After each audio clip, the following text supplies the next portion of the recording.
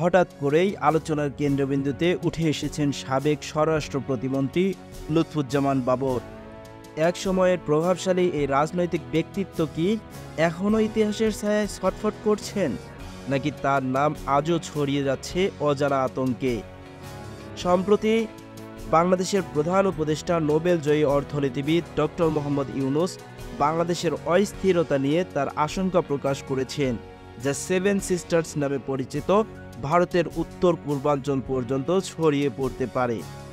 Seven sisters ভারতের অরুণাচল প্রদেশ, আসাম, ত্রিপুরা, নাগাল্যান্ড, মণিপুর, মিজোরাম এবং মেঘালয় নিয়ে গঠিত। এই 7টি রাজ্য আজও বাবরের নাম শুনে শিউরে ওঠে। তার বিরুদ্ধে অভিযোগ, তিনি এই অঞ্চলে বিদ্রোহের আগুন জ্বালিয়েছিলেন। 2004 সালে এক অন্ধকার রাত্রিতে 10 ট্রাক ভরা অস্ত্র ভারতের ত্রিপুরা অঞ্চলে পাঠানোর পরিকল্পনা করেছিলেন বাবর। সেই অস্ত্র যদি বিদ্রোহীদের হাতে পৌঁছত, তবে সেভেন সিস্টার্স হয়তো আজ আর ভারতের অংশই থাকত না। লুৎফুজ্জামান বাবর একজন সাধারণ ছাত্র থেকে হয়ে উঠেছেন নেত্রকোনার প্রভাবশালী সংসদ সদস্য। 2001 সালের নির্বাচনের পর বিএনপি সরকারের সঙ্গে তার সম্পর্কের সূত্র ধরে তিনি হয়ে ওঠেন অপ্রতিরোধ্য।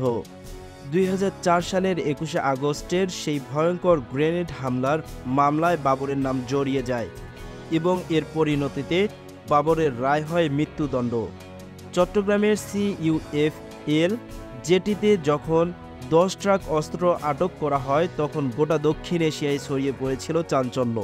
উদ্ধার করা সেই অস্ত্রের পরিমাণ দেখে হতবাক হয়েছিল সবাই।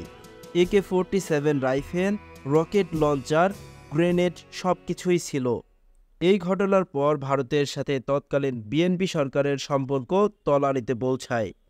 এই বিপুল অস্ত্র উদ্ধার না হলে ভারতের সেভেন সিস্টার্স হয়তো স্বাধীনতা সংগ্রামে ঝাঁপিয়ে পড়ত।